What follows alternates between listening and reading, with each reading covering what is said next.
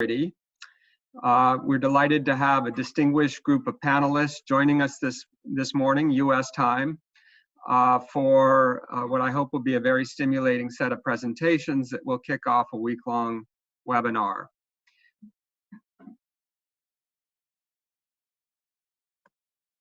So, by way of introduction, my name is Alex Desherbinen. I serve as one of the co-coordinators of the Population Environment Research Network at Columbia University. We have as sponsors of the network, the NASA Socioeconomic Data and Application Center, which helps to fund and underwrite the work of the PERN network.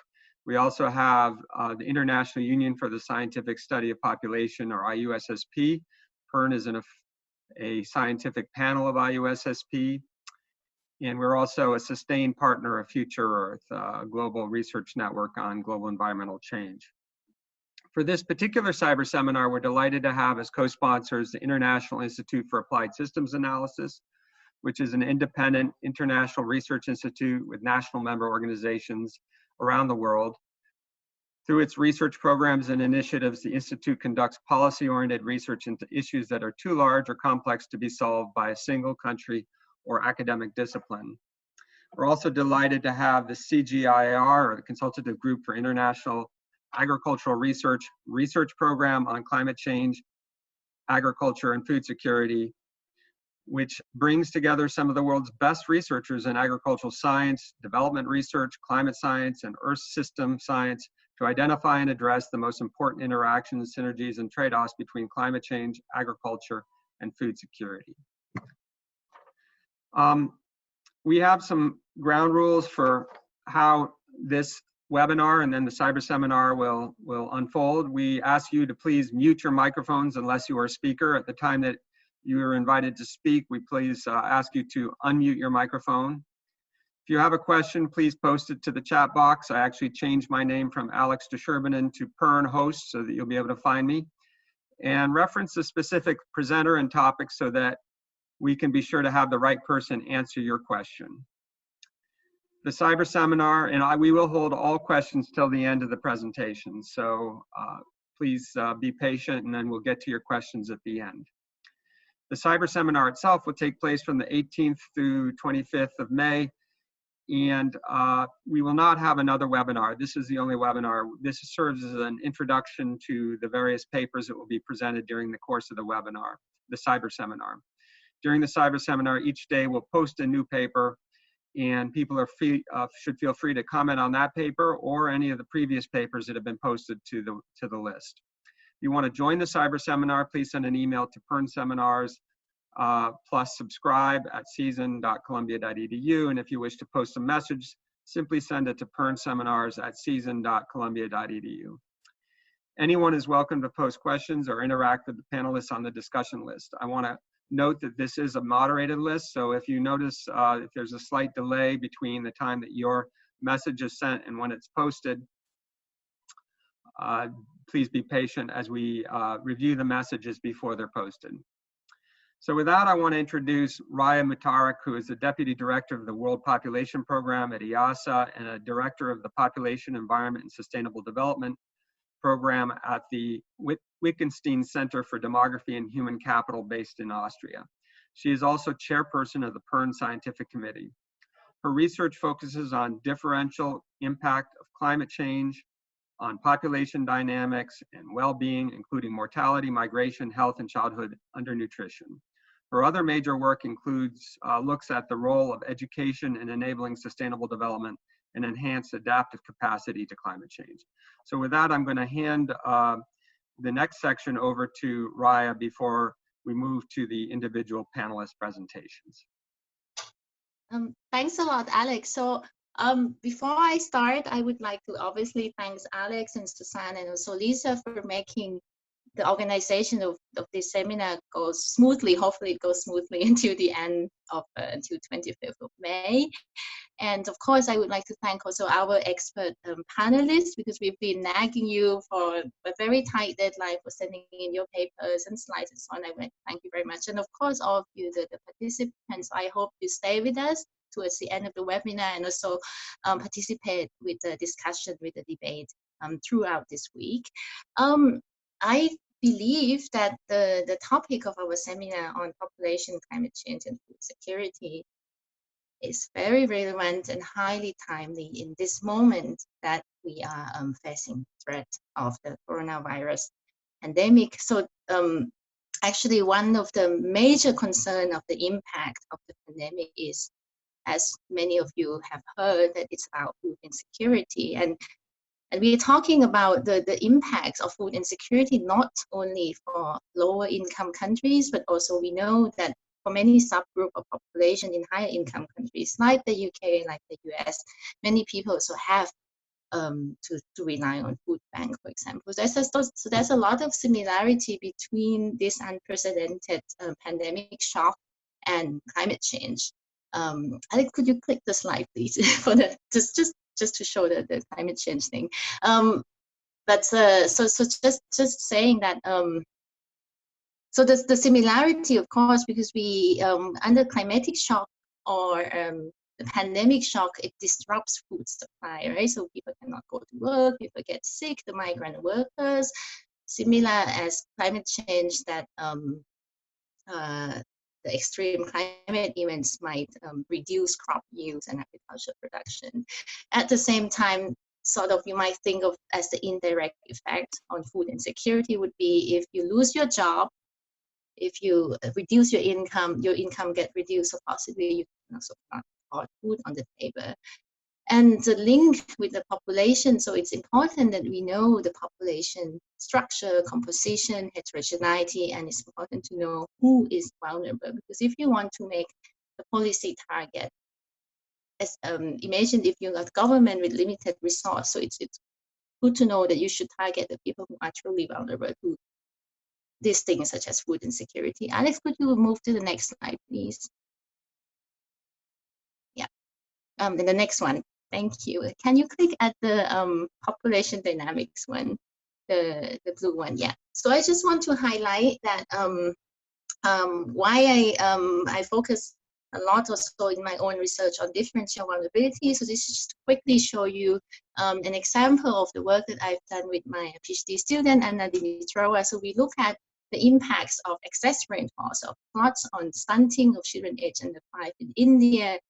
And we know that there's a difference in the probability of children being stunted when they experience excess rainfall. So if you look at when we measure in terms of standard deviation on the x-axis, when the household experience a standard deviation of excess rainfall 1 or 2, so children from different castes or different levels of household wealth or mother education would be more likely to be stunting. But what I want to highlight here, if you look on the left panel A, what is interesting here also is typically boys are more likely to be stunted compared to girls. This is purely physiologically because boys require more energy to grow up than girls. This is in the case of India. So when households experience difficulties such as rainfall shock, we found actually that girls are more likely, or they catch up with boys in terms of the probability of being stunted. So we suspect that there's a kind of differential preference in feeding, that parents feed boys more than girls in terms of in time of difficulty. So this is just to highlight. Alex, can you click back to the blue one so we go back to the original slide? So this is to highlight one of the few, some of the few research that demography can contribute to the understanding of food insecurity and also the link with climate change. And in this cyber seminar, what we're trying to do is we also want to combine the expertise also from our expert panelists from different disciplines, including demography, geography, economic system analysis, and also other relevant fields. And we hope that by the end of the seminar, we could identify the gaps in the research, and we probably might be able to identify also the fields that we can invest more or invest in more collaboration, and also maybe some policy implications. Next slide, please. And then we can skip to the next one. Yeah. So the way we're gonna organize, I'm gonna stop here after this. So as I said, that we have 7 panelists, and actually, yeah, 7, yeah, exactly. So the way we're gonna organize is we're gonna post each day from Monday, from today. So after the webinar, I'm gonna start posting the statement until Friday. So each day we would cover different topics, which is interlinked between population dynamics and then climate change and food security. So we would like to start today with the statement from Massimo Livi-Bacci. So we would want to set first of seeing that what's the relationship between population growth, population heterogeneity, and food security and climate change. And this would be accompanied by the statement of Richard Charlton. So Richard would focus a bit more on the issues of climate change and food prices, and but also other drivers of food prices. Then tomorrow, actually, we would put the statement from Hugo Valin, my colleague at YASA. So he would focus on linkages between climate impacts on agriculture and on food systems.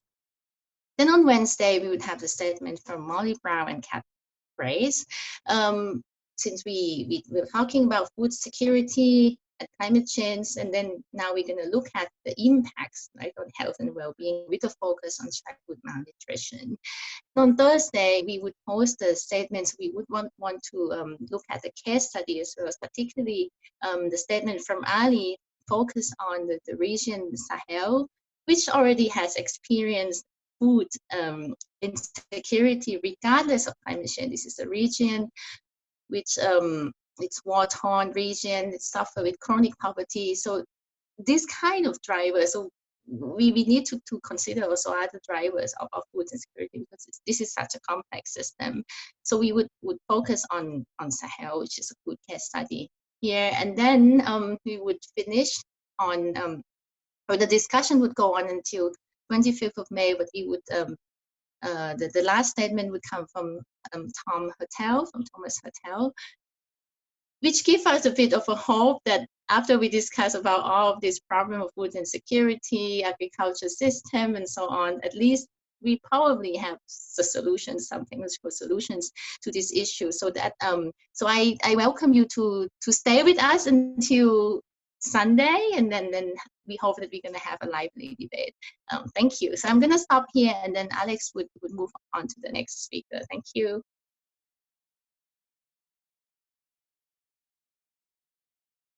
Thank you, Raya. So I'm now delighted to introduce Massimo Livi-Bacci. He's an emeritus professor of demography at the University of Florence and an honorary president of the IUSSP. His work has dealt with both historical and contemporary themes. He has written a number of books, including A History of Italian Fertility in the Last 2 Centuries, Population and Nutrition, The Population of Europe, Conquest, Destruction of the American Indians, A Short History of Migration, A Concise History of World Population, and Our Shrinking Planet. Just request, Massimo, when you want to have your slides forwarded, that you just tell me to go ahead and forward. I understand you may be on a phone, so if you can't see the slides, perhaps you can have the slides in front of you and just identify which slide you'd like to have. So I'm going to move to the next slide in the deck. Massimo, I think you may need to dial. You may need to phone in instead of use your internet. So I suggest we skip your presentation and Okay. So we're going to skip your presentation and we'll return to you after you phone in. Sorry, apologies for that, but the internet is not strong enough. I'm going to call. Okay, we'll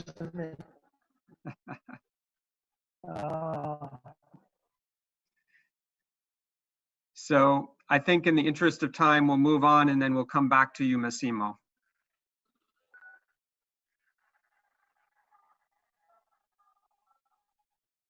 So I'm hoping that Richard Chulerton is on, and we'll come back to Massimo in a moment. Richard, can you just indicate that you are in fact on the internet? I am on the internet and on this call.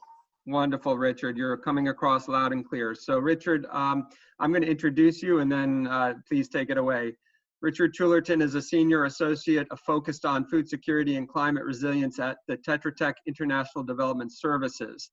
As the former chief of the World Food Programme's Climate and Disaster Risk Reduction Unit, he is a recognized world-renowned expert in climate change adaptation and risk mitigation resilience, food security, emergency preparedness, and early warning systems.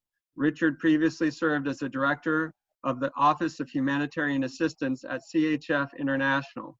He was also the Decision and Planning Support Advisor for the Famine Early Warning System, or FuseNet. So Richard, over to you.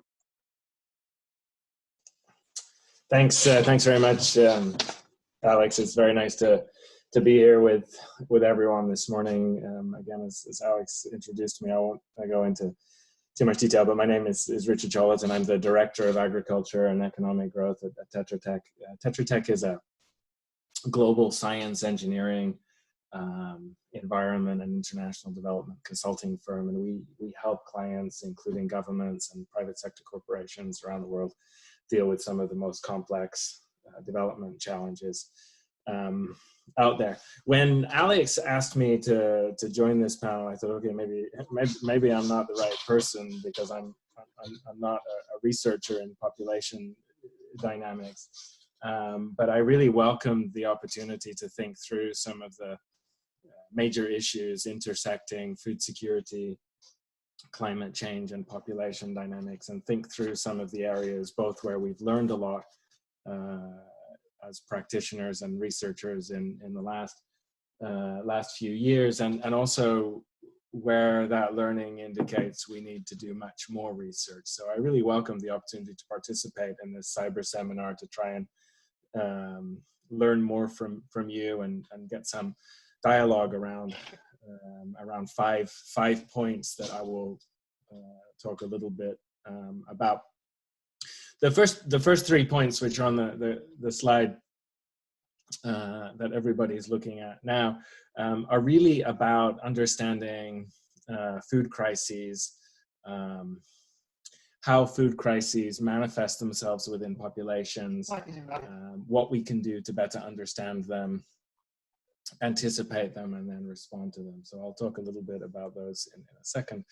And then the last two points are longer term issues. And I was really looking forward to hearing Massimo's presentation, because on his first slide there, he really pointed out one of the key population demographic issues facing us in development issue, and that's population growth in Africa and its relation to poverty and food insecurity. So I look forward to hearing Massimo's presentation shortly. So let's start with the first three and food crises.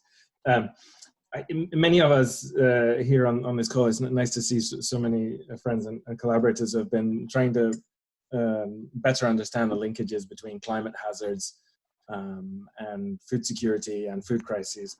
And over the last decade or two, there's been a tremendous amount of progress. And so what's really interesting now is I think we have a whole new set of questions that we're able to ask and start to get some answers on. So first, one of the things that I think we all know intuitively is that food crises are complex, and the drivers of them are complex. And this is particularly true when we try to analyze the impact of climate risk and climate change on food security and crises. More and more what we see when we analyze the links is that they're there. So Raya showed a really interesting study from India on the impact of stunting from floods. We've got way more research and evidence on the direct impacts of hazards, shocks and stressors on food security outcomes and livelihoods. What's much more difficult is understanding how multiple shocks and stressors and hazards interact across time, in sequence, in parallel, geographically contiguous and not, to drive food crises. And one thing really made me think of this most recently. We're doing some work with the World Bank to trigger finance for food crises. And we were analyzing the data in Afghanistan over the last 10 years. And right now, some of you may know that Afghanistan faces a pretty serious food crisis at the highest levels of food insecurity measured over the last 10, 12 years. And when you break that down, what you see is an incubation of a food crisis over the last 4 or 5 years, where 2 successive years of increased conflict preceded drought, La Nina impacts, and other market shocks to cause the current crisis. And that becomes much more difficult to disentangle, to diagnose, to do early warning for, and then also to come up with a response and policy recommendations to address. And so I think much more research and understanding of the links between multiple shocks, multiple hazards on populations and their food security is key. The second point is we're just beginning to see kind of the full arc of the teleology of food crises, recovery from them, and their cycles. Raya's slide on India reminded me of a study in the Philippines that took demographic data over a decade and found that in the 3 years following cyclones in the Philippines, 3 times as many kids under 5 die than in the event itself. 80% are girls, and that's because of reduced expenditure at the household level on food quality and healthcare. And so our notions that a disaster happens, that within a season people recover, is increasingly being shown to be incorrect. The World Food Programme did a study of its food security monitoring data in Niger and found that it takes 3 years for the most food insecure households to stop distress coping and return to normal food consumption after a drought. And so we're starting with high frequency data collection, more panel data, mobile data collection to have a much better basis for understanding the arc of food crises from their incubation through recovery. And in the context of climate change with more frequent and intense shocks, that I think is really more important to understand vulnerability than ever before. And then lastly, in terms of things that are really important to think about from my perspective for food crisis now is one of the really, I guess, important advances in food security early warning has been the standardization of measurement of the severity of food insecurity using something called the integrated phase classification system, which uses food security outcomes to rate levels of food insecurity in five phases, starting with normal, going through stressed and crisis and emergency, and ultimately to famine. And this has been a very successful tool in providing comparable analysis across many countries around the world. But one of the things we learned as a result of a number of famines in 2017, the first time that we'd seen 4 simultaneous famines occurring around the world in many years, was that severity overshadowed very important population dynamics under the surface. So for example, in South Sudan, food security conditions were assessed at IPC4, just under the famine threshold, the emergency threshold for a prolonged period of time. And because humanitarian assistance has become much more effective, overall mortality rates remained lower than the thresholds for famine in any given period. However, over the duration of the crisis, the number of people who ultimately died was very high. We didn't meet our threshold, but the overall mortality from the event was very high and may well have been classified as a famine using previous metrics. And so trying to peel back some of the systems that we've created to measure food insecurity and look a bit more deeply at the population dynamics under the surface is really, really important. You see similar issues, for example, when looking at the proportion of undernourished people around the world. The greatest percentage of populations of undernourished people are in Africa, but the most number of people who are undernourished are in Asia and Indonesia, China and India. Next slide, please, Alex. So the last points I want to make are the things that really keep me up at night, and that's thinking about what's going to drive food crises in the future. And there are really 2 points I just want to touch on briefly. The first relates to slow onset climate change. A lot of our work on climate change and food insecurity has focused on the impact of climate extremes on food security now. In part, that's because it's very difficult to understand how slow onset changes in averages will manifest themselves in the future and what that means in an uncertain world.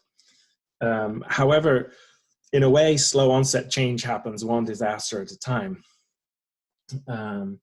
And slow onset change requires much more significant transformational thinking in terms of how to address the problem. In contrast, the predominant adaptation approach seen in agriculture and food security is primarily incremental.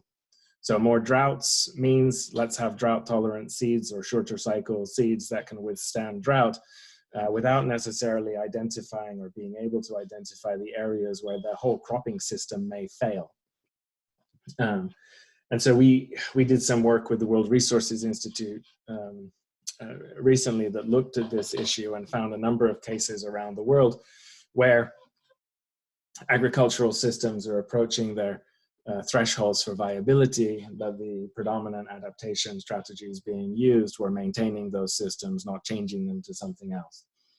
And what we realized was that there's a much greater need for taking longer-term climate science, looking at the viability of agricultural food systems, and then using that to determine what the potential population level effects are and designing longer-term transformational adaptation strategies that might address them. Lastly, and this comes back to Massimo's first point, is as global disaster risk has increasingly become standardized, and since the establishment of the Hyogo framework 12 or 13 years ago and the establishment of the Global Assessment Report, where the UN measures global disaster risk consistently every 2 to 3 years, we've seen a massive accumulation of global risk, and that's primarily the result of more people with more assets in more hazard-prone areas. And of course, climate change is amplifying those risks, and this is in coastal areas predominantly, in Asia, but also increasingly in Africa and other regions of the world. And what's really worrying is that for many reasons, the UN has assessed that our global capacity to absorb these risks may be reducing because of population growth, pressure on the environment, limits of agricultural production, and other factors. And so that presents a worrying picture and more urgency to our work to understand these issues and address them. It also means that the risks of systemic failures or systemic hazards in our system become even more real. Raya pointed out the transmission pathways for COVID to impact the agriculture and food system at the beginning of the presentation. And more that interconnectedness of our global system and the risk of systemic threats is something that we need to understand, and perhaps more importantly, the things we can do to decouple or spread risk, increase resilience capacities, and make our global system more able to deal with those systemic shocks. So thanks very much. I'm really looking forward to the discussion and the other presentations, and I'll turn it back over to you, Alex. Thank you so much, Richard. So I'm going to test Massimo's microphone if he wants to unmute to see if he can actually, if it's clearer now, and if it's not, we may need to proceed to the next presenters. Massimo, do you want to test your mic? Unmute yourself. Okay, we're going to return to Massimo at the end. I apologize for that glitch technically. At this point, I'd like to introduce Hugo Vallon. Hugo is a senior research scholar at the Ecosystem Services and Management Program at IASA. His main topics of research concern global drivers of land use changes, with a particular emphasis on climate change mitigation, climate change impacts, as well as food demand and food security. He studies these questions through the development of applied economic models, in particular the economic model of land use, GLOBIOME. He is also involved in the AgMIP research network, where agricultural models are compared to improving climate change impact assessments. Hugo, I wanted to let you know that each panelist will be given 10 minutes, and Susanna Adamo will be timing you and will be sending you messages if you're approaching the 10-minute warning. So please go ahead, and we look forward to hearing your talk. If you can get it under 10 minutes, so much the better. Thank you. Thank you very much, Alex. I hope you can hear me well. I tried with the video also, so let's see how it works. So good morning, good afternoon, good evening, everyone. I'm very pleased to have opportunity to present you this work. Indeed, here on the modeling of the impact of climate change on food systems through integrated assessment. So here we take a quite broad perspective. I would like to insist on the fact that this is a result of a work from a quite broad community. So I'm presenting on the behalf of many colleagues within our institute, but also other research organizations. So next slide, please. So the first element I would like to highlight is that first, as you can see on the left, as element of background, so of course, population has been increasing over the past and will continue to increase in this century. So this is something concern, but at the same time, in terms of food production and yield increase, so far we managed to increase at a higher pace than this population increase. So this is a starting point. Now we know that climate change is increasing, and you can see this on the figures that I put here on the top, which comes from the last special report on land from the IPCC, and we are now at +1 degree of warming compared to pre-industrial time, but also on the surface of land alone, it's +1.5.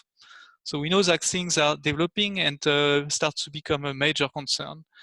Another figure I wanted to highlight shows you, for instance, in the case of Europe, we are able now, the researchers could disentangle what the contribution of climate also on the change of crop yield in the past. And you can see on this map typically on time period of 1989 to 2009. So in that paper from Moore and Lobel, they were able to see, to highlight how in orange and in red, for instance, we had some push downward on the yields related to the past climate change already that we have experienced. And of course, just also in terms of background, to remind that this occurs in a context where, although we made until 2015 some progress in terms of reducing prevalence of undernourishment, now we all know that this is increasing again, and it's a major concern. So next slide, please. So all this brings us to the question of, okay, so what is the challenge ahead of us, how to approach this? And here what I would like to highlight in particular is how the community is trying structurally to answer this question. So through the combination certain number of tools, and here in particular I highlight 5 different steps of analysis through these different boxes, and they bring together different communities. So the first one is first about projecting the future of GHG emissions. And for this, people come with certain number of scenarios that are called representative concentration pathways. So scenarios tell us how much GHG emissions are going to increase.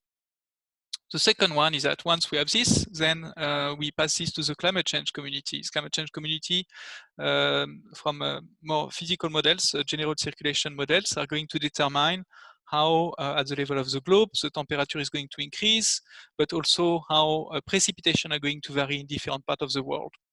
As a third step, this information then on temperature precipitation is passed to crop modeling and also to other biophysical impacts modeling. And typically in the case of crops illustrated here, you can see, for instance, the case of maize on this map, how a high warming scenario would result in yield increase and yield losses, so increase in blue, losses in yellow, in different areas of the world. So this is some work that was conducted like 5 years ago, and that allows them to understand these impacts on the crop yields. Once we know the impacts on the crop yields, this information then is passed to a fourth community of practice, which is more from the economic modeling part. And we look then with partial equilibrium models or general equilibrium models, how these different impacts on the crop yields are going to result in different change in the market. So in how much the production is affected, how much the prices are affected, how much trade is affected, how much the food consumption patterns are changing. And once this information is known, then we pass it to a fifth community of practice, which would be more looking at human impacts, and certain number of you also are involved into this. So looking then how to derive from this mortality, hunger, health, poverty indicators. So next slide, please. So now through this very structured chain, I would like to highlight just a certain number of important things that we observe and that we observed in the past years. So I would like to highlight here in particular two blocks. On the left, the crop modeling stage, so the third one, and then how we pass it also to the economic models, the fourth stage, in which I'm also personally involved. So the first thing that we can observe, and this is here an analysis that comes from a model comparison exercise that we did across different crop models, is that, well, there is of course a lot of variation across models. So we are here 7 different models that project the yields of 4 crops in the future. And what you can see is different trends provided by models, but also 2 groups of simulations that are very different. Those without CO2, with the dashed lines, and those lines tend to decrease all the time, all over the century, across most of the models. And then you have the plain line with the CO2 effect, the effect of CO2 fertilization, where increased CO2 concentration in the atmosphere tends to push the yields also up. And then you see that models tend to disagree. Some would project even some increase, some others would say yield will stagnate or slightly decrease. So this is the type of information that comes from the crop modeling side. So then we have to pass this also with its lot of uncertainty to the economic models. And that's what we do on the graph on the right. And what you can see in this graph is how the information that we enter as raw input information in this first bar, which is named YEXO, and that stands for the biophysical exogenous yield. So how then the economic models are going to take this information and how different mechanisms are going to enter into play also to adapt and to attenuate, mitigate some of the shock. So first we will have also in those models change in the yield management, change in the crop management, switching of the crops, and all this is going to buffer a bit already the shock, and the final yield response will be a bit buffered. So here, for instance, for a high climate change scenario, RCP N.5, we'll move from a first shock of minus 17% already to minus 13%. And after the shock is passed along other variables, farmers expand their area in order to buffer also this yield shock. So they can still reduce again the production impact by expanding harvests in terms of area, and you result in a final production shock which is only minus 3% compared to the initial shock of minus 17. So this shows you quite well the patterns of adaptation. Those patterns of adaptation also occurs through trade. And at the very end, we know indeed what would be the projected change in the food availability to consumers. So it would be minus 3%, and indeed we would see a price increase. I'm seeing that Tom already sends me some questions. I will look at them at the end of the presentation. Thanks, Tom. So next slide, please. So as a final element of the presentation, I would like also to highlight some of the elements of the fifth block, because I think that's one which has been expanding also recently and is quite of interest in particular for this community and certain number of the other speakers. So it's how, once we have the results of the economic models, we can try to derive some more human-related indicators. So there have been different approaches working this integrated chain of modeling developed recently. One of those, for instance, is to take the market results on the food availability and to match this with some food distribution curves that we obtain from FAO. And this is actually how the FAO indicators of prevalence of undernourishment is derived. And so through these approaches, so we have the food distribution. You see here on the bottom, on the top left, in particular, this figure where you have this purple distribution, where indeed on the left side of this curve, we have a certain number of people who are below the minimum dietary requirements in terms of energy intake. And so, of course, if you push this curve more on the left, because the total food availability would decrease, then you would have this area of people would increase, which would indicate you, give you a proxy for how more people are at risk of hunger.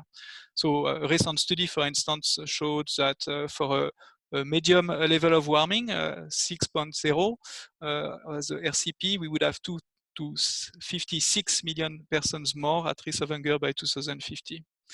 Another approach, which has some similarities that you see on the right, takes this in a broader context, because it's not only looking at the intake of the total food, but also at different specific food elements, like for instance, fruit and vegetable, red meat consumption, etc.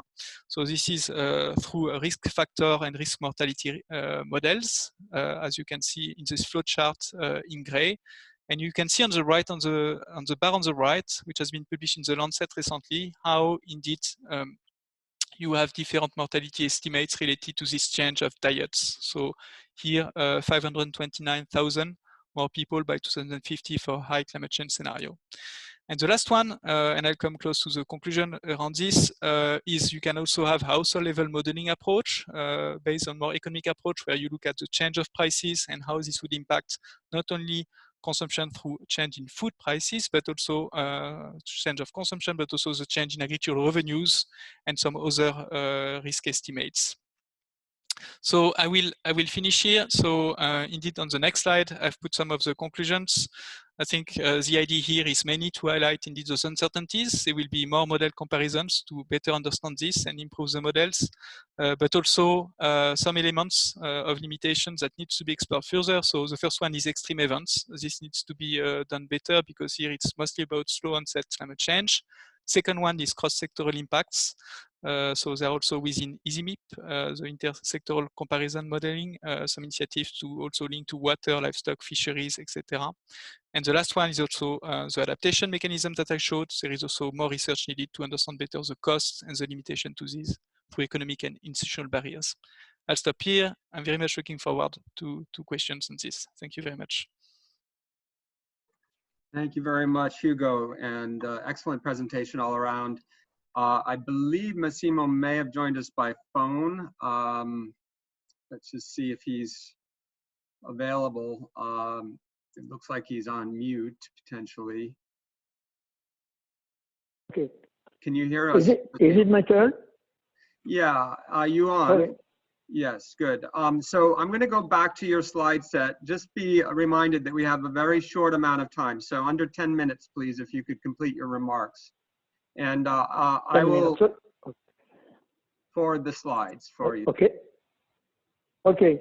Shall I try? Shall I start? Yes, please. Okay.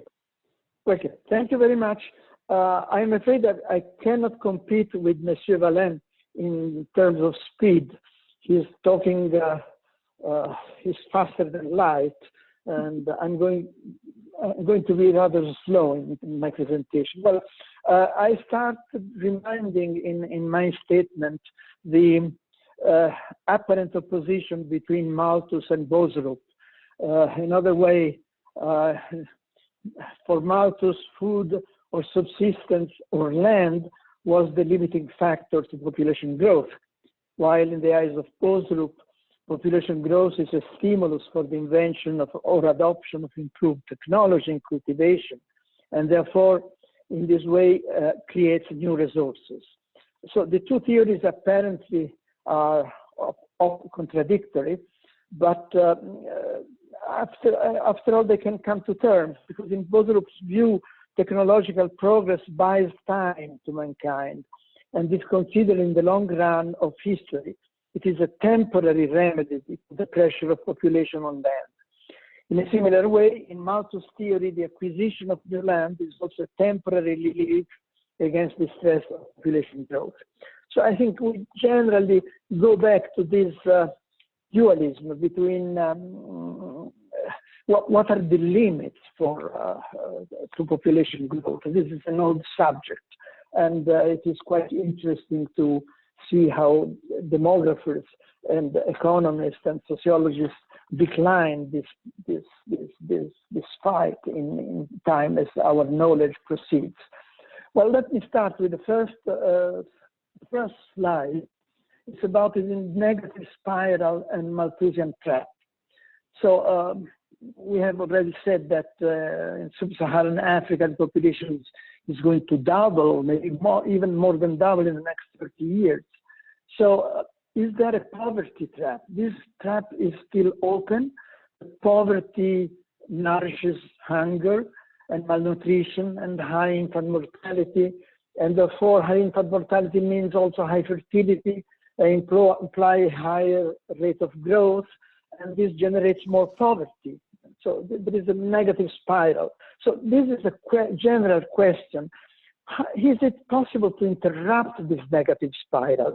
And how do you interrupt the negative spiral? Where do you start intervening? Is it in the production of food and its distribution? No, because we said that we are producing enough food. So in perspective, at the aggregate level, the production of food is relatively assured, for at least for the next 30 years, should keep up with the population growth. Is that nutrition and the distribution of food, and therefore the level of nutrition? And does nutrition, good nutrition, check diseases and therefore improve survival? Where do you intervene as a state, as a community? Or you just start with reproduction. In past times, we started with reproduction, say, well, reproduce less and therefore slow down demographic growth, and therefore the problem will be solved. So this is again a question that has not been solved up to now, and it's nice to go back to that. And of course, malnutrition impinges on human capital and development. Again, there is another spiral. Inadequate nutrition brings retardation of physical growth, and therefore there is insufficient accumulation of cognitive abilities, and this implies diminished productivity and diminished earnings and income. So the fight against malnutrition seems to be a priority, but again, is this the responsibility of the state? This is the question. Or are the market forces adequate to lead the fight against malnutrition? Again, this is a political point that we haven't yet solved, and I again submitting this question to your attention for consideration. So as you see, I don't make statements, I just asking questions myself, and I think all researchers should ask questions of this kind all the time. I want to come back, I want to proceed talking about space, because after all, at the end of the story, the real limiting factor to population growth is the availability of space. And again, I brought your attention to the next slides. I think you have followed that we are the 135 million of square kilometers of Earth's land there has been a gradual and rapid anthropization of land. And as you can see, I mean, the surface of the land in pristine conditions, it's now, according to various estimates, either 1/3 or 4/10 of the whole land. So, and what remains available is land that is more and more of inferior quality. So again, this is a general problem, a very long-term problem that somehow interesting to discuss. Land becomes scarce, and therefore management of land appears to be a priority. And here again, I think that population growth endangers the quality of land and the dimensions of land that is available for living. And again, here you see that in temperate areas, next slide, please. In temperate areas, there is an increase in the surface with woodland, and a decline in agricultural areas. So here we are consuming less land for producing food. But in tropical lands, the bar on the right, you have that the increase in cultivated land goes. There is an increase in land for cultivation and the decline in land for woodland. So there is a deterioration of the overall quality of land as far as the biodiversity and ecological equilibrium are concerned.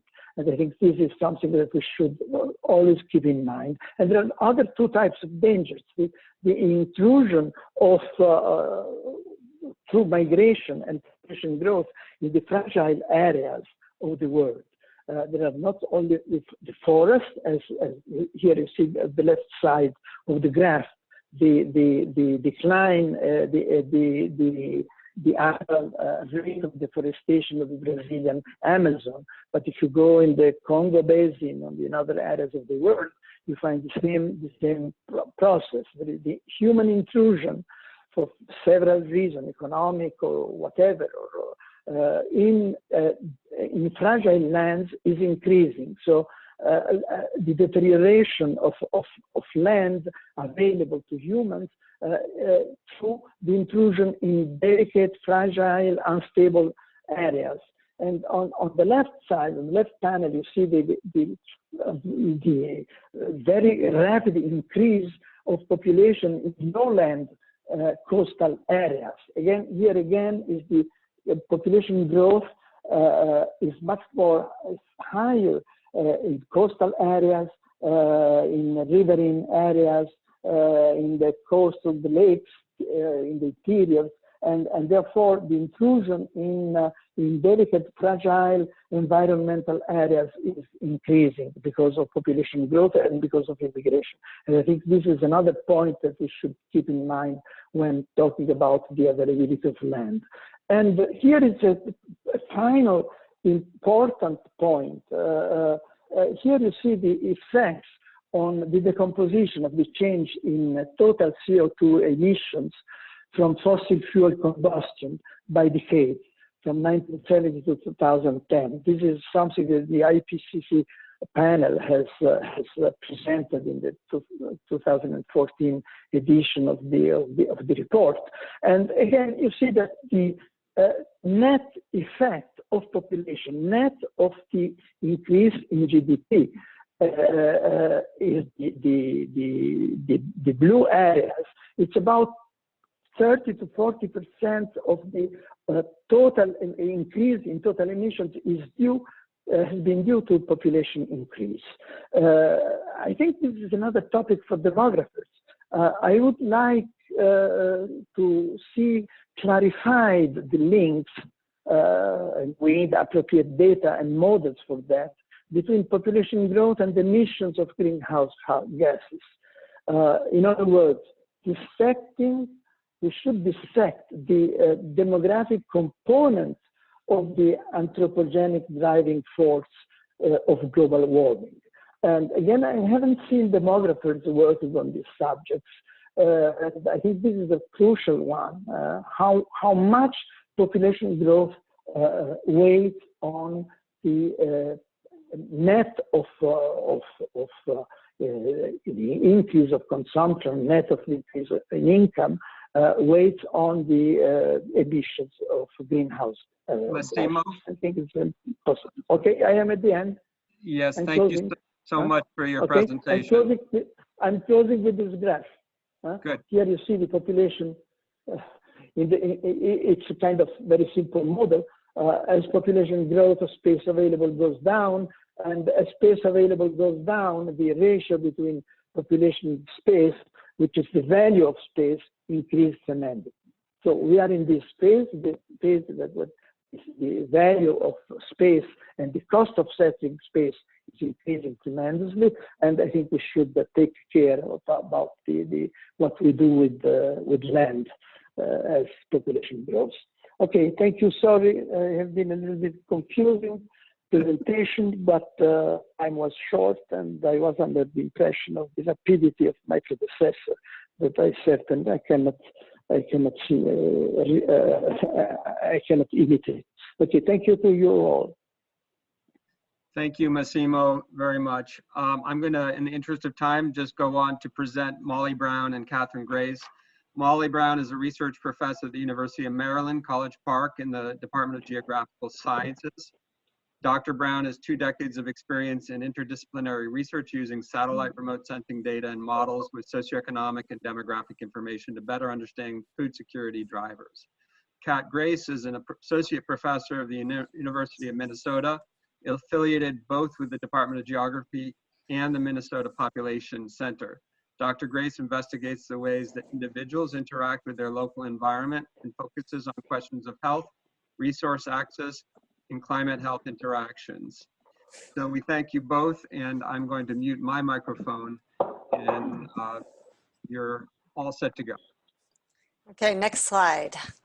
So we here spend a lot of time thinking about the spatial, sort of the subnational spatial variability of malnutrition. So some of the points of the previous speakers were very important in that what we find is that although global maps of malnutrition highlights countries where malnutrition prevalence is high, what we find in our research is that we see a lot of variation within countries, and we're interested in using observations of both population and satellite information about food production to understand where the food security problems are the greatest. And here we're going to give some brief examples from 3 countries: Guatemala, Burkina Faso, and Kenya.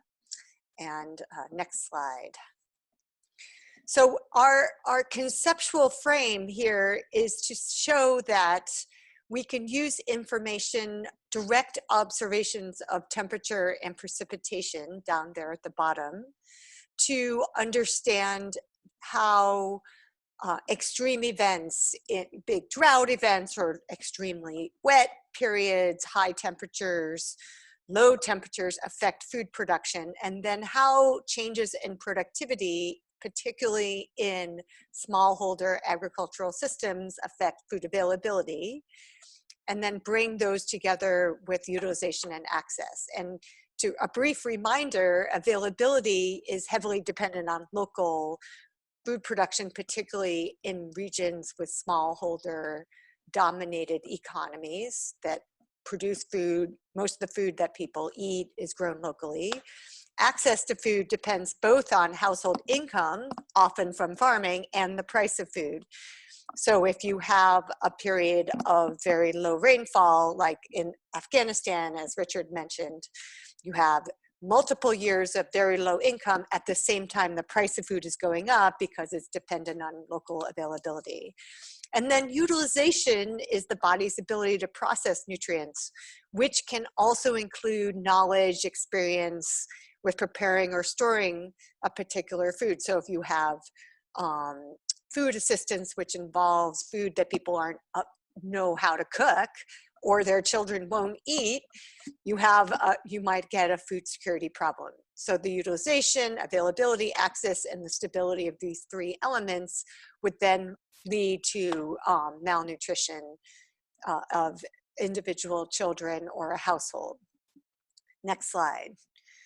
So in our case studies that we present in the paper, we have Catherine, Grace, and I, and a team of researchers have been using a modeling frame to look at how the spatial variability of environmental determinants, such as temperature, precipitation, and vegetation health, come together with household levels, household measures of individual malnutrition. So in Kenya, we showed in the paper that we highlight that spatially explicit information on the quality of the growing season helps us distinguish between households that are dependent on the local market, those that are sensitive to market prices, and households that rely on local productivity and that are more sensitive to growing conditions.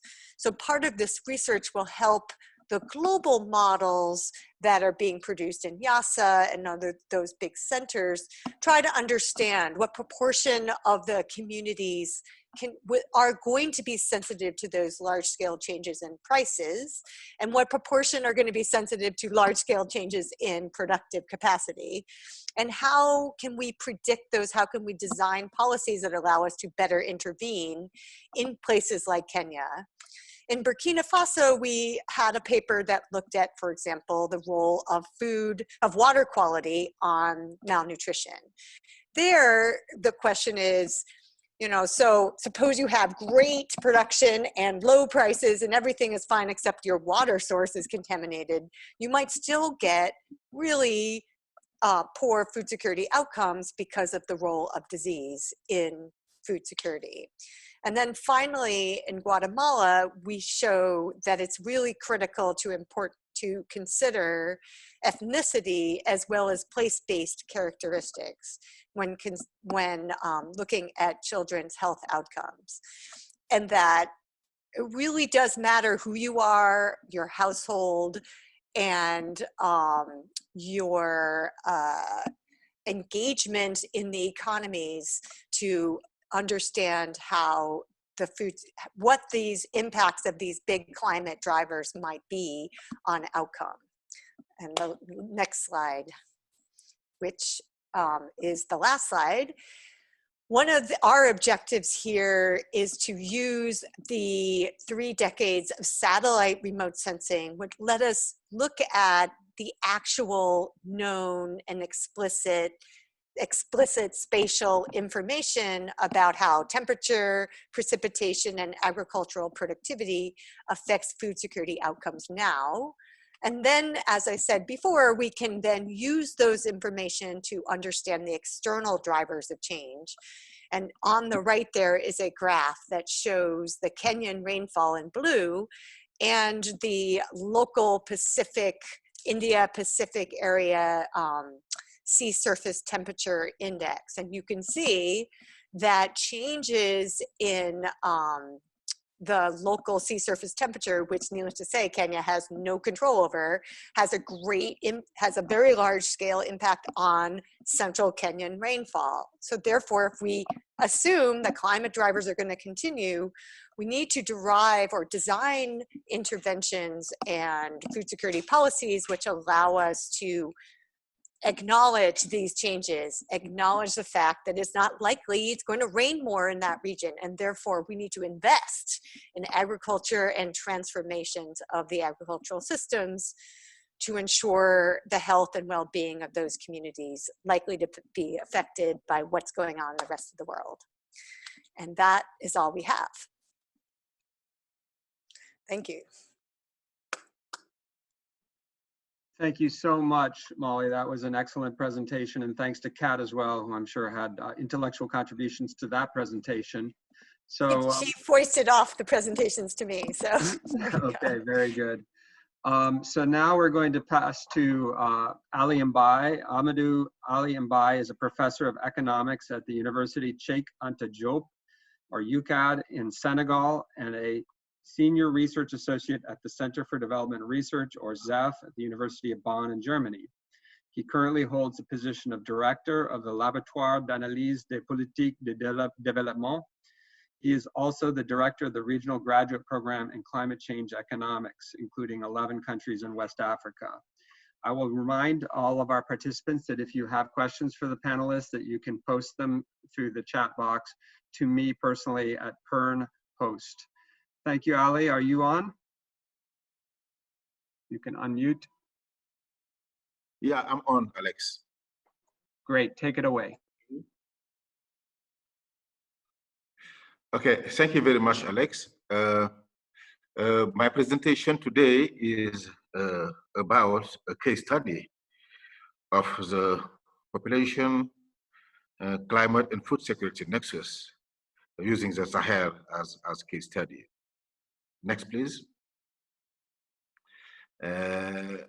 So this nexus plays out in a very special way in the Sahel, where we have very high fertility rates, and population growth.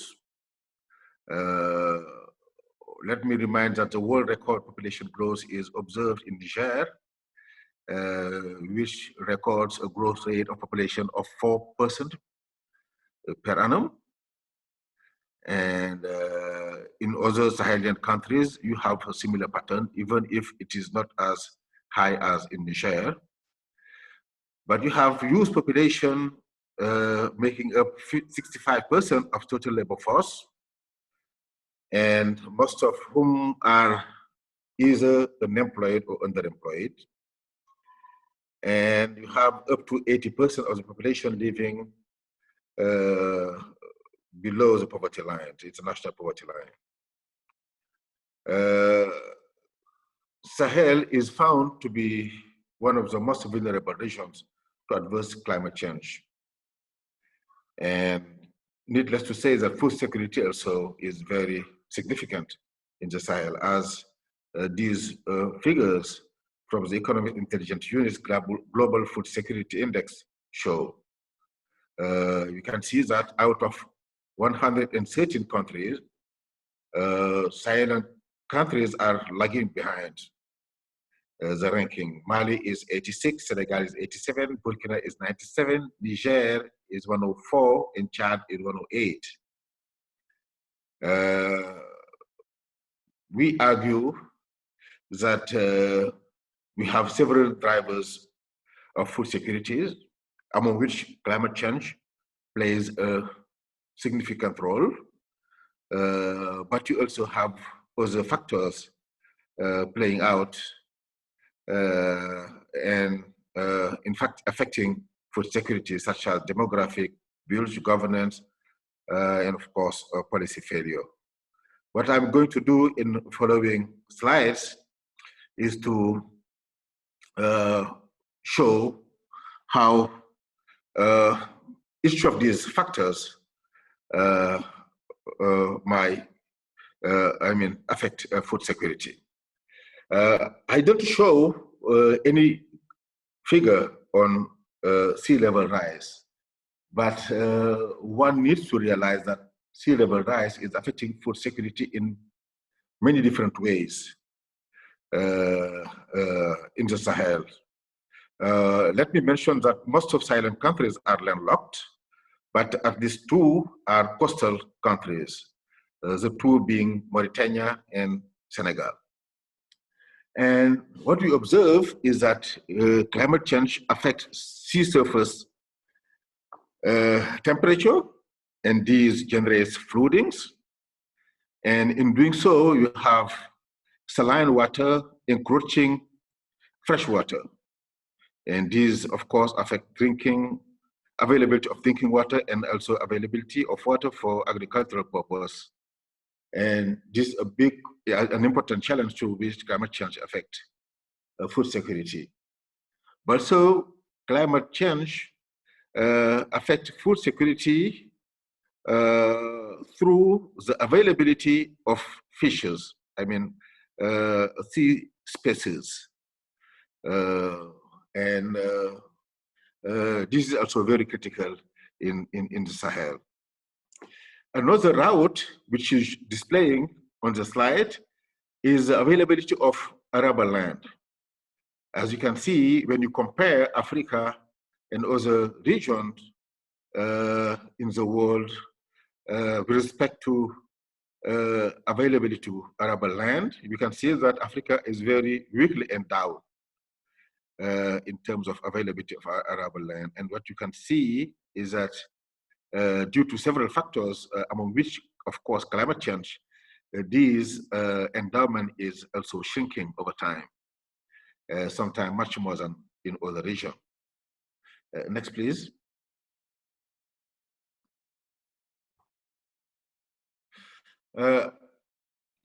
Climate change generates a higher temperature and very variable rainfall. And what we argue and what our findings show is that this is very much negatively impacting on agricultural yield and output. and this is particularly true for cereal production. And this is a correlation we observe between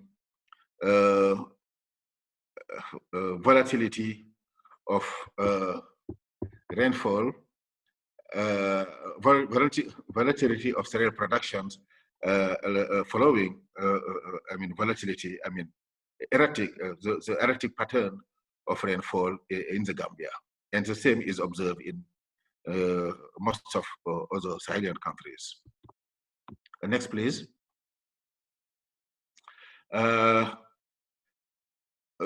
Food price exacerbation. Food price increase is something we observe in the Sahel, and what is really worrisome is food price inflation, which is much higher than normal inflation. And this is related to several factors. Factors related to the supply side of the economy, but also many other factors related to policy and other vulnerabilities these countries are exposed to beyond climate. Next, please. And talking about policy, we would like to highlight here how policy is compounding of the existing factors like climate change to endanger food security in the Sahel. And this is about sugar in Senegal. We discussed sugar in Senegal. We should have discussed flour or other staple in Senegal.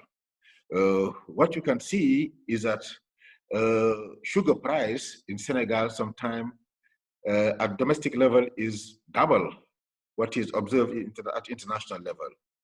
And this is due to a very complicated system of protection of the sugar industry. And we have a monopoly for the sugar production, and which has become increasingly a monopoly for sugar imports.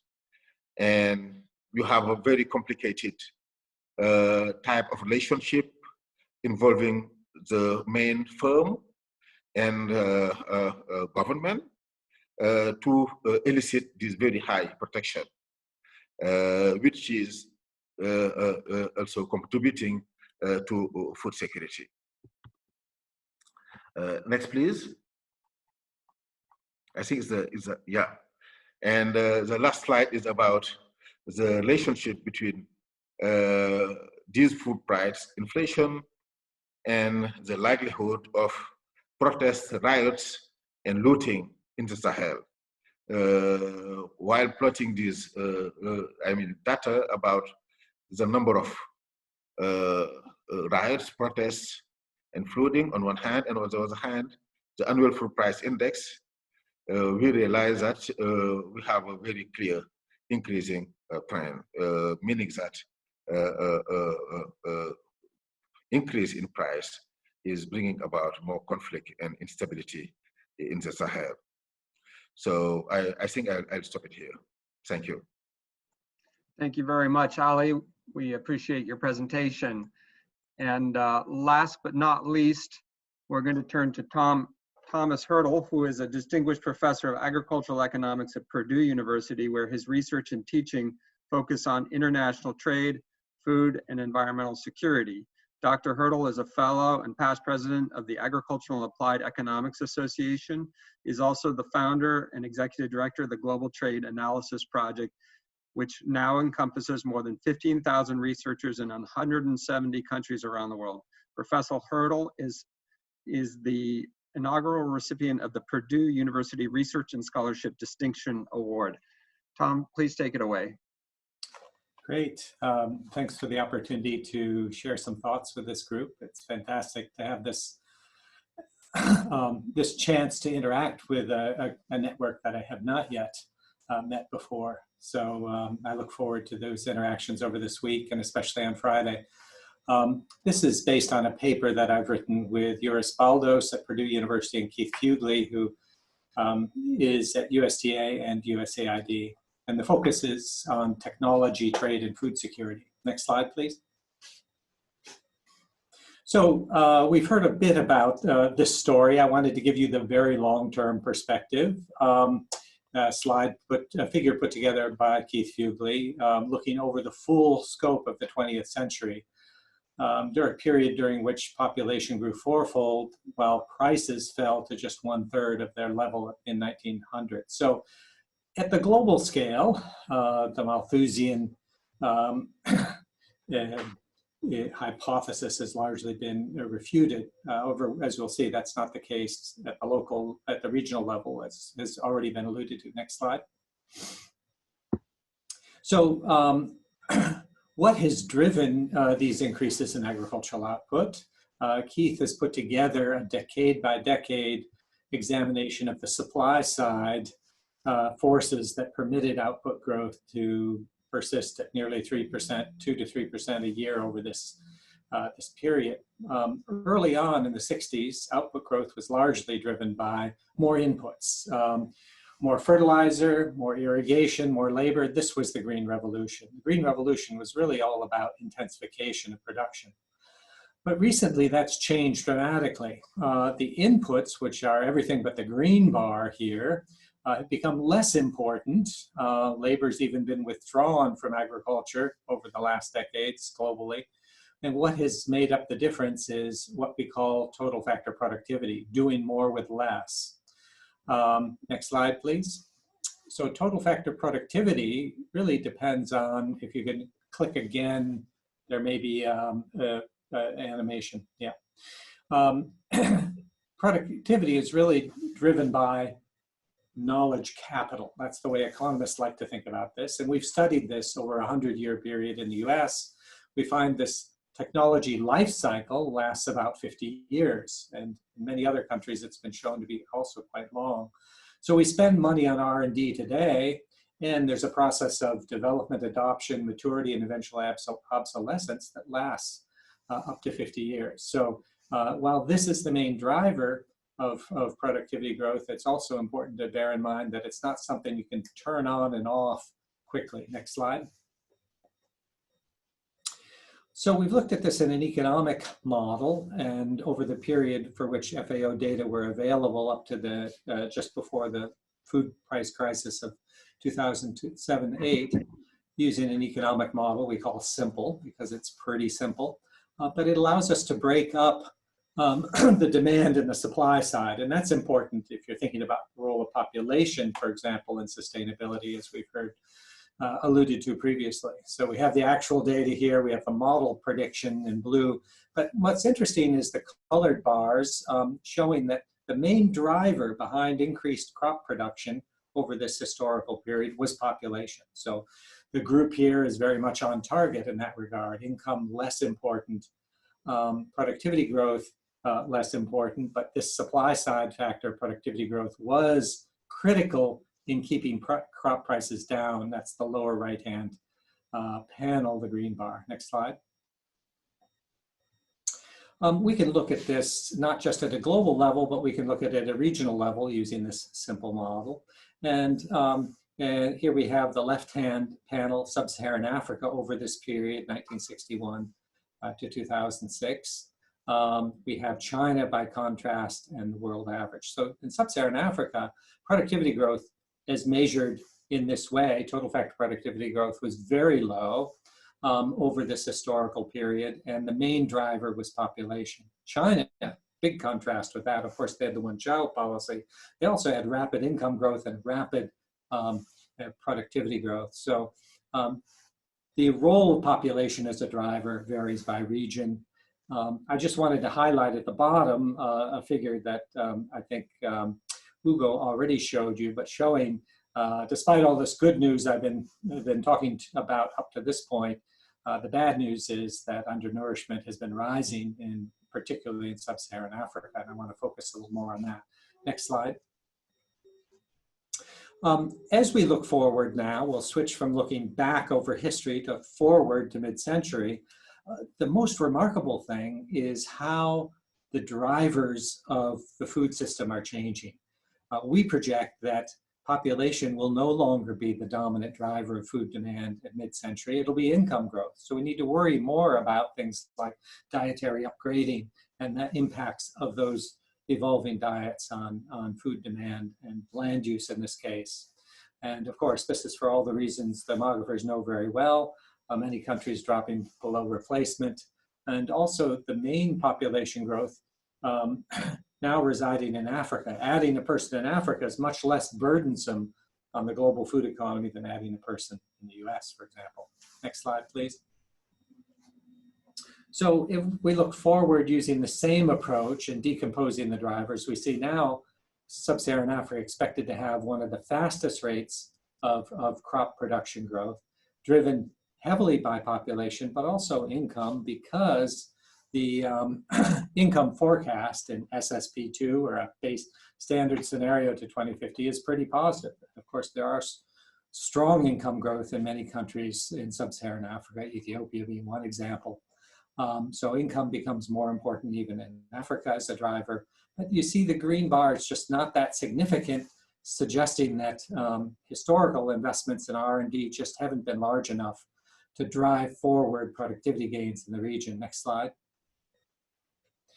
So this all adds up to a change in undernourishment. We saw this figure before from Ugo, and I'm just telling you that in this simple framework we've developed, we're projecting relatively flat prices going forward in sub-Saharan Africa, not declining prices. Flat prices, why? Because of the rapid population growth, the slow productivity growth. If you combine that with strong income growth, this baseline assumption, you get a decline in undernourishment. Whether that will occur depends then critically on not just income, but also prices. Next slide. So there are three channels, if you're thinking about technology and food security in sub-Saharan Africa, three channels through which this can work. And we want to explore the relative importance of these going forward to mid-century. First of all, there's direct investments in R&D, and we saw in the US, it takes a long time for those to materialize, but nonetheless, it has been, it can play an important role. Trade in technology, you pull in technologies from elsewhere. The empirical evidence, according to my collaborator, Keith Fugley, is pretty poor in this regard with regard to sub-Saharan Africa, but there is hope that more could be done in the future, for example, spillovers from Brazil to Africa. And then the fourth is virtual technology trade. Someone else does the investment, you import the cheaper food. Next slide. So here I show some results, the relative importance of these different kinds of technology drivers, and then the non-technology drivers, which are population and income. And if we assume historically segmented markets, I want to contrast this with integrated markets to show the importance of trade. Historically segmented markets, domestic population and income growth in Africa virtually offset all of these gains in technology, so you get the flat prices coming out of our baseline. Within these sources of technology, virtual technology trade is the dominant one. That's because most of the investments in R&D are being made in the rest of the world right now. And so it's through prices, lower world prices, that Africa will benefit. Next slide, please. If we look at the integrated market scenario, however, we can see that the key to greater price declines in Africa has to do with spreading out the population and income growth in Africa across the global markets.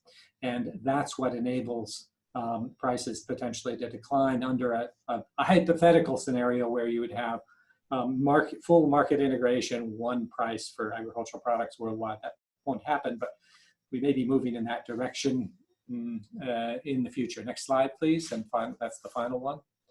So just to wrap up, technology's won the global foot race, but at a regional level, that's not the case. In particular, you have this disconnect between slow productivity growth in Africa, but that's where most of the demand growth is emerging.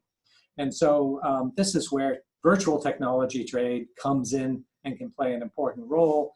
But this hinges critically on trade in commodities, the potential for increasing and enhancing Africa's integration into global markets, which has been pretty limited historically. So I want to just emphasize the importance of the interplay between trade and technology and trade and commodities. Thank you. That was also record time. So thank you so much for your presentation. And I want to thank all the panelists for their excellent presentations, as well as Raya Mutarik for chairing and for being our moderator over the coming week. I do have a couple questions, one of which is directly relevant to your presentation, Tom. So this is from Desmond Clue.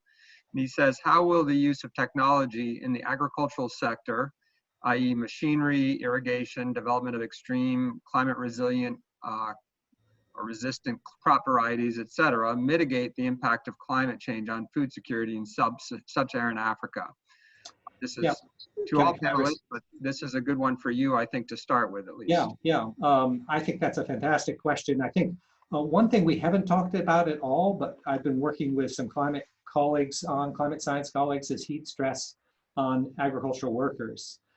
Turns out we think that's going to be more important in sub-Saharan Africa than actually these yield effects that Ugo was talking about a moment ago. But those are important, but more important will be the combination of high heat, humidity, and solar radiation, reducing labor capacity in agriculture. And so the response to that, obviously, there are various responses, but mechanization will be a key. Obviously, irrigation will be a key response to the higher temperature impacts on yields. So I think that is a very important point. Mechanization is costly, however, requires investment, cost of capital is high in the region. So that will be a challenge. Great, thank you.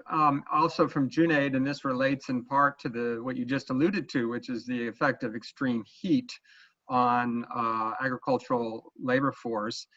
In this question, and this is for all panelists, my question to the panelists, if they can put some light on the interaction between climate change and disease and the related effect on malnutrition. And I invite either Molly or Kad or anyone on the panel who feels they can speak to this to unmute your microphone and speak about that.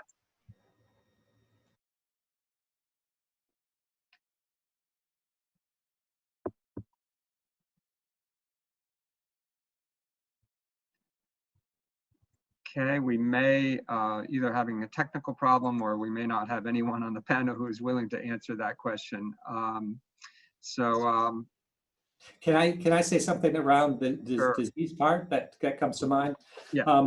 So one thing that happens in elevated temperatures and more extreme events, pests and disease typically evolve faster than our domesticated crops and people.